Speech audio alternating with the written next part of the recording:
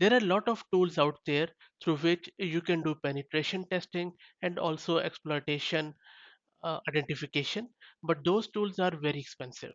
Sometimes, due to the budget constraints, you want to look for an free and open source tools which can do the same job. The problem with open source tooling is not that not every tool can be trusted, and then there is no follow up. But Paco from Rhino Security Lab is an exception. Paco is a free open source AWS exploitation framework. Word Paco is derived from piranha fish in Amazon, and as you might know, piranha fish is very famous for its predatory behavior. So this is where Paco has been named.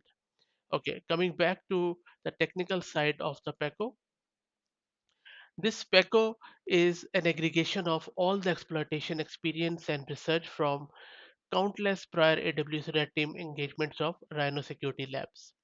Automating components of the assessment not only improves efficiency but also allows them to be much more thorough in large environments.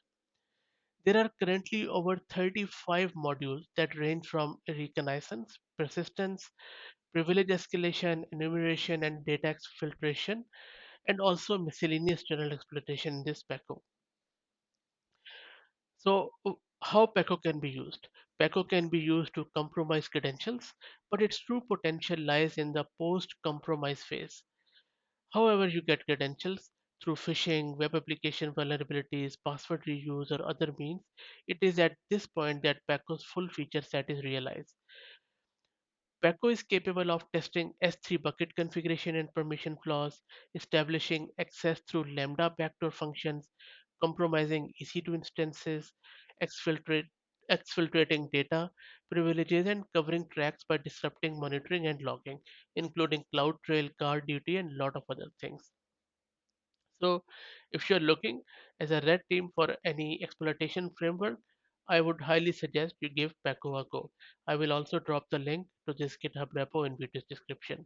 I hope that you liked it. If you like the content, please consider subscribing to the channel. Thank you very much.